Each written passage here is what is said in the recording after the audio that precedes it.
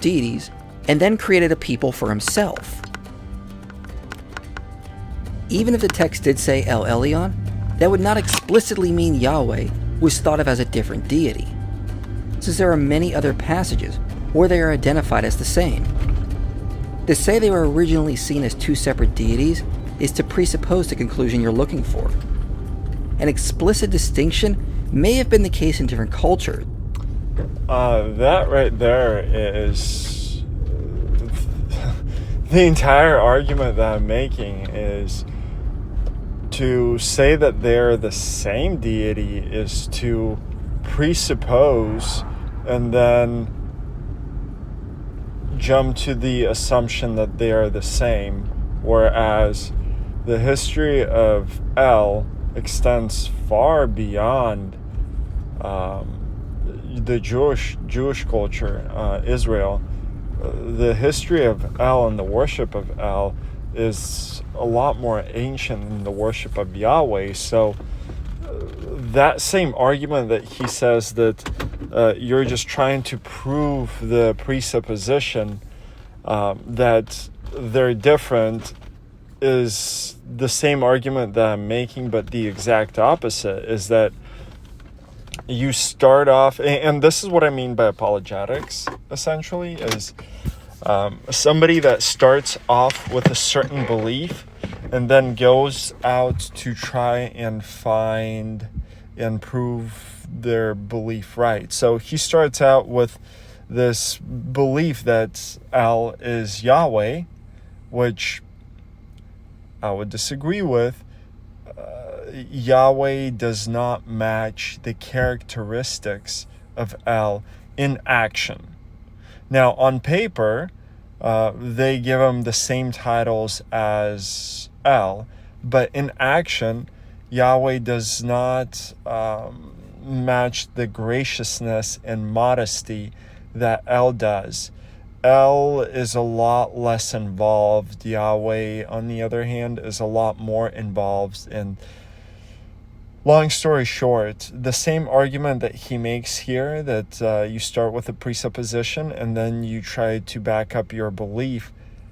And he's saying that we're wrong to do that and assume that Yahweh and El are different, is the same exact argument that would flip on him, is that you're doing the same thing except you're expecting that deity to be the same.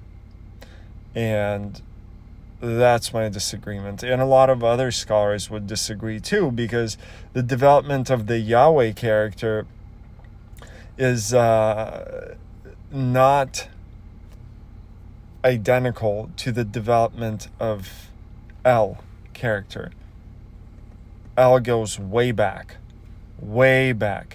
Yahweh shows up on the scene much later. There are no mentions of Yahweh until basically 5th century before Christ, when these texts emerge. So there is that. El, on the other hand, we're talking about early Samaria. And essentially we have arrived at the root of my belief that the absolute God, El, I'm assuming it's El, but I would say El, he is uninvolved because everything belongs to him, because he is number one, because he does not seek to be in control. He doesn't have to force his will to be done. His will be done. He doesn't throw temper tantrums. He doesn't want your worship. He doesn't need anything. The only true form of worship that one could give to God is to model and embody him. That is the only true way of worship, is to try to embody his characteristics.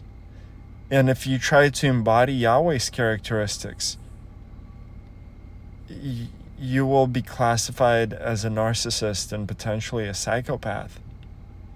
And this is why the world has went haywire, is because, and you see a lot of tension in churches and people aren't acting like Jesus would have taught you, because of this muddy mix of Yahweh's behavior that we assign to the All High. I'm gonna end right here.